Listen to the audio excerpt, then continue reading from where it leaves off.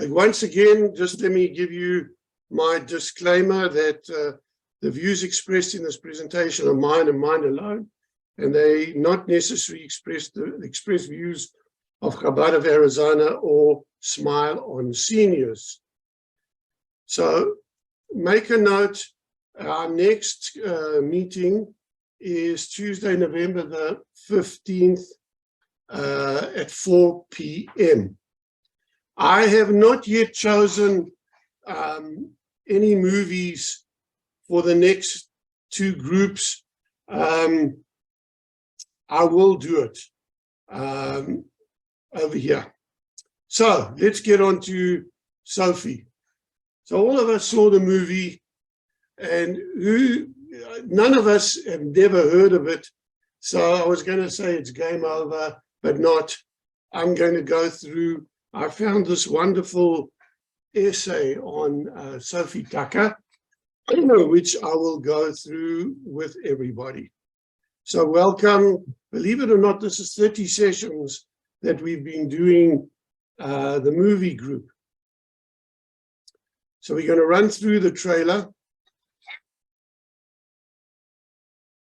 Gentlemen, the late and great Miss Sophie Tucker. I'm sorry, dear. Sophie Tucker was one of the most extraordinary entertainers in American history. Her pizzazz, wit, and personality kept her in the spotlight for over 5 decades. She was the star attraction. People would come to see Sophie Tucker. She worked in every new medium as they evolved, from vaudeville to radio, movies, and television. Sophie was friends with some of the most powerful people in the world. No matter who, they all loved Tucker. When Prohibition started, if Sophie wanted to work in nightclubs after 1919, she had to get along with the mob. Ironically, Tucker also had a special relationship with the head of the FBI, J. Edgar Hoover. J. Edgar Hoover, who's a cross-dresser, and he wanted one of Sophie's dresses. She said, "You'll never get into it." Sophie is one of the early pioneers in modern pop singing. She's not given credit for that. She is the most underrated jazz singer that ever lived. Sophie Tucker was the biggest of all of them. You must love show business if you want to stay on top for 58 years that I've been on there. You're going to stay right there, dial my boots job, in any theater, any nightclub. Never can tell, but I'll be on the job. Yo, yo, no, your mama.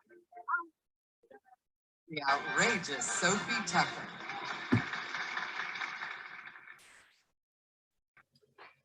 So, the last of the Red Hot Mamas, Sophie Tucker defied convention with her saucy comic banter and music. Tucker moved to New York to sing, performing in cafes before breaking into vaudeville. In 1910, she first sang what became her signature song, Some of These Days. That same year, she was hauled off stage and tried for obscenity, but the judge threw out the case. For the next several weeks, her shows were sold out. Tucker delighted audiences throughout America and Europe in the 1920s and 30s. In 1945, she created the Sophie Tucker Foundation, which supported various actors, guilds, hospitals, synagogues, and Israeli youth villages. Although Tucker performed in movies, she preferred performing on Broadway. When she died in 1966, she had 2 years of engagements planned. Sophie Tucker was an international star of vaudeville, musicals, and later film, performing in both Yiddish and English in a career that spanned over 50 years. She was born Sophie Kalish in Russia, as her parents were prepared to immigrate to the United States.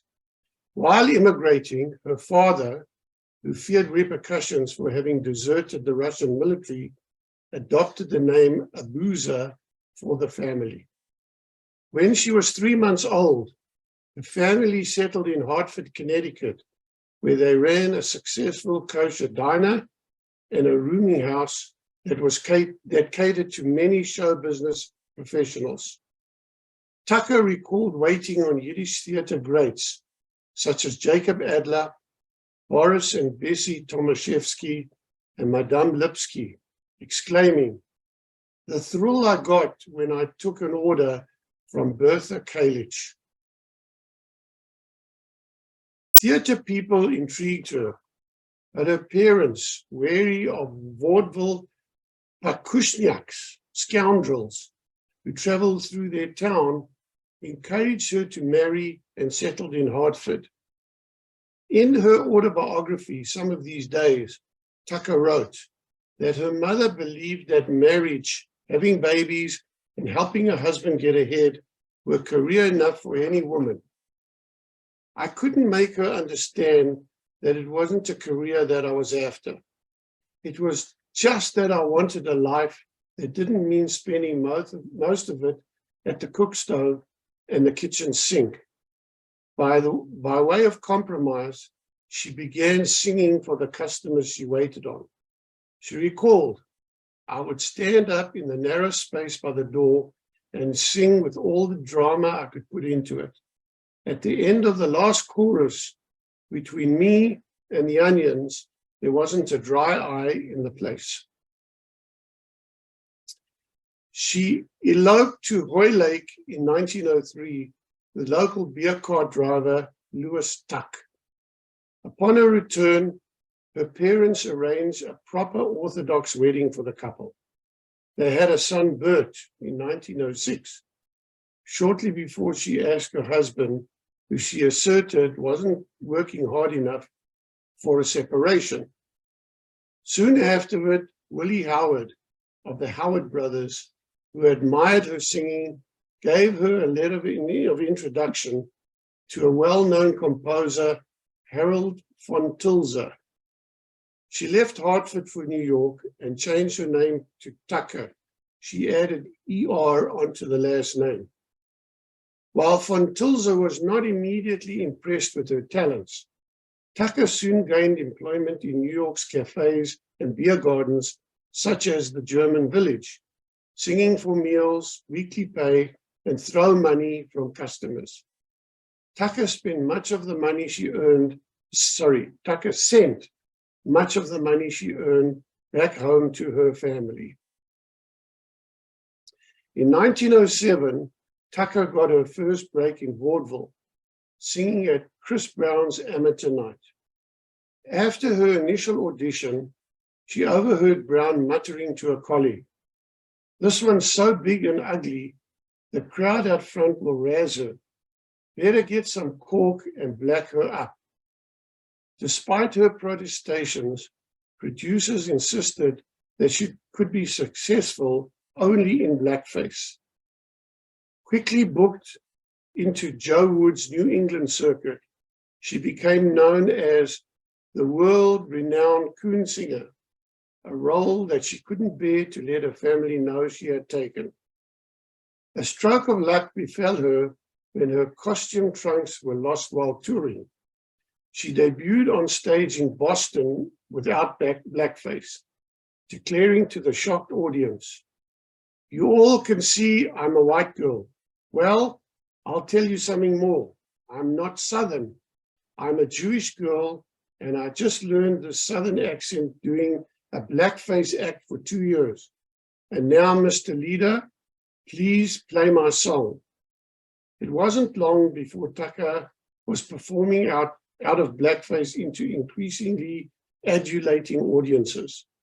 Songs like "A Good Man is Hard to Find," "I'm Living Alone and I Like It," and "I Ain't Taking Orders from No One" were hits with female and male audiences alike at venues such as Tony Pastor's Palace, Reason Weber's Supper Club, vaudeville houses throughout the United States, and music halls throughout Europe. In 1910, African-American composer Sheldon Brooks wrote her immensely popular signature song, "Some of These Days." Like many other songs, Tucker purchased the exclusive rights to sing it. Tucker described the terrible tension of playing for a 1932 French audience that included many Jews. Throughout her performance, they sent notes and called out requests for her to sing My Yiddish Mama. Tucker was wary, but finally decided to sing the song, feeling that its emotion would touch everyone. Tucker then began the song in English to a fairly receptive house. However, when she reached verse 2, which is in Yiddish, anti-Semites began to boo, and other audience members responded with shouts begging for quiet. Tucker remembered, the noise was so great I couldn't hear my own voice, nor could I hear Teddy at the piano. I thought, in a minute or two, there'll be a riot. Quick as a flash, she turned to Teddy and said, switch. Before the audience knew what the hell was happening, I was singing Happy Days Are Here Again. My God, I only hoped they were. By contrast, the song was generally well received in Vienna. Tucker was recognized at a record store and asked to sing My Yiddish Mama to an audience that seemed hungry for the images the song evokes. She reflected, it is a commentary on Berlin in 1931 that it was My Yiddish Mama that the Berlin Broadcasting Company asked her to perform. People were able to feel her emotion in the music and its universal theme. But after Hitler came to power in 1933, her records were destroyed. Oops, sorry, I skipped. Her records were destroyed and the sale of My Yiddish Mama was banned. The song had the power to evoke reverence for Jewish culture and cultural memory of a more peaceful time, and thus was threatening to Hitler's regime. Shortly after the war broke out, Tucker talked with actor Elizabeth Bergner, a German in London exile, who informed Tucker, there isn't one of us in Germany who hasn't heard this record of yours. Tucker was known for her reverence of the Hebrew principle of tzedakah, charity, and acts of goodwill towards others. In 1945, she established the Sophie Tucker Foundation, donating time, energy, and resources to an ecumenical assortment of causes. Tucker contributed to the Jewish Theatrical Guild, of which she was a life member, the Negro Actors Guild, and the Catholic Actors Guild, as well as the Will Rogers Memorial Hospital, the Motion Picture Relief Fund, synagogues, and hospitals. She supported Israel Bonds, and her foundation endowed a Sophie Tucker Chair at Brandeis University in 1955. In 1959, on the first of her several trips to Israel, Tucker dedicated the Sophie Tucker Youth Center at Bet Shemesh in the Judean Hills. 2 years later, she sponsored another youth center at Kibbutz Be'erei in the northern Negev near Gaza. In 1962, she sponsored the Sophie Tucker Forest near the Bet Shemesh Amphitheater and raised money for another forest. She also donated time and money to numerous hospitals and homes for the aged. Tucker used her economic independence to empower herself and others, which created tensions in her personal life. Early in her career, Tucker had helped many of the prostitutes who lived in the same rooming houses as she, stashing money from their pimps, noting that every one of them supported a family back home or a child somewhere. While on tour, she brought her band to play in houses of prostitution for women who hadn't taken the night off in her honor. Tucker felt it was her economic independence that doomed her marriages to Tucker, accomplice Frank Westphal and manager Al Lackey, all of whom ended in divorce. She explained, Once you start carrying your own suitcase, paying your own bills, running your own show, you've done something to yourself that makes you one of these women men like to call a pal and a good sport. The kind of woman they'll tell you their troubles, but you've cut yourself off from the orchids and the diamond bracelets, except for those you buy yourself. In her humorous raciness, Sophie Tucker could be viewed as a precursor to today's strong female singers. Indeed, Tucker is directly evoked by Bette Midler in a portion of her performances under the persona Sophie. Throughout her life, she insisted, "I've never sung a single song in my whole life on purpose to shock anyone. My hot numbers, all of them, if you'll notice, written about something that is real in the lives of millions of people." Despite this fact, or perhaps because of it, she self-described king-size Lotta Brigida was removed from the stage in 1910 for singing the Angleworm Wiggle. The judge, however, threw out the case and the theatre held her over for 2 weeks of sold-out houses with lines around the block. Tucker's performance was a complex critique of ethnic, gender, and class codes of morality.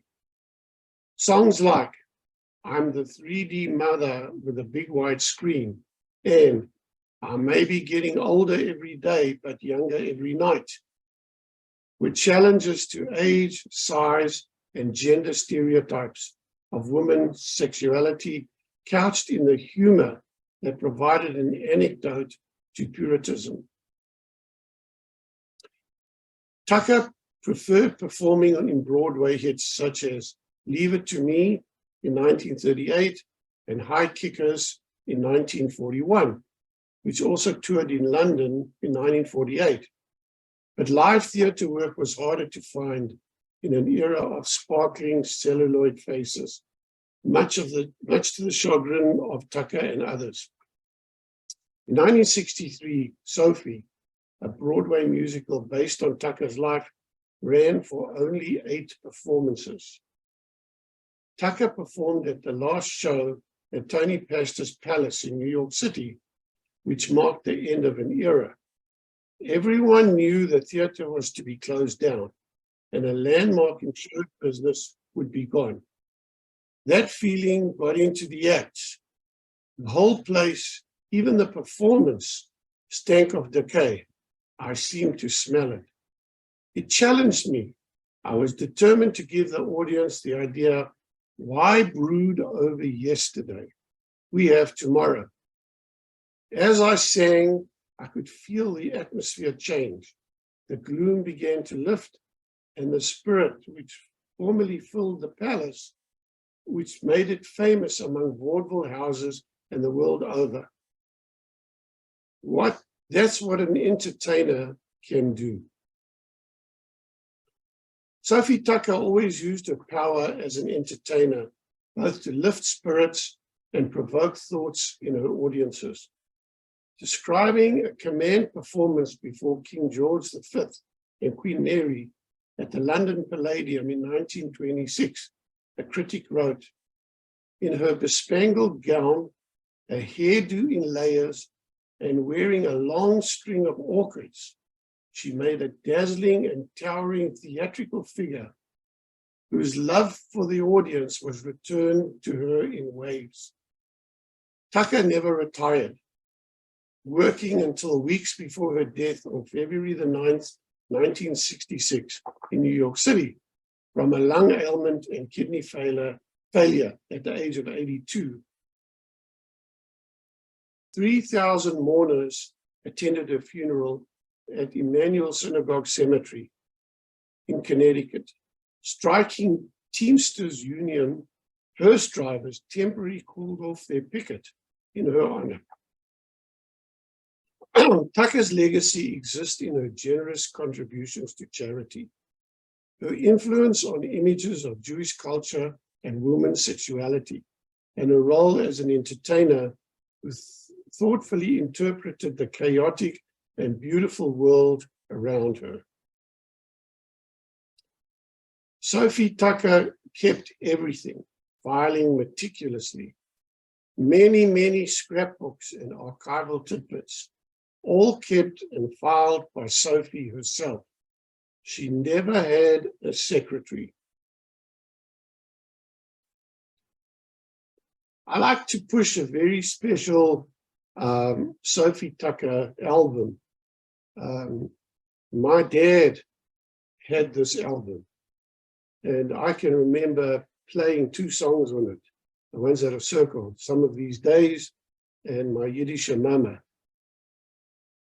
So, and then just to conclude, let's see if I can play this. Oops. Come on, go back. Oh.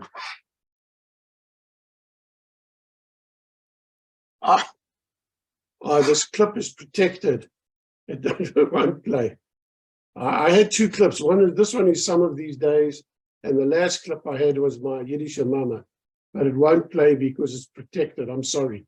I can play it afterward. Anyhow, so that's the end of my presentation. I'm going to open up. You never said anything about it never being change back. Eh? You never said about it never giving people change back to keep it for I will. yourself. So one of the things that Sophie did at her performances, she always sold LPs, albums, songs. And whenever she took money from people, let's say the album was $10 and they gave her 20, she would say, no change, going to Israel. You gave her 50, no change. So she was notorious for never giving change to anybody. So you can unmute your mics and we can see what we can get out of Sophie Tucker. Well, there was one other interest, or quite a few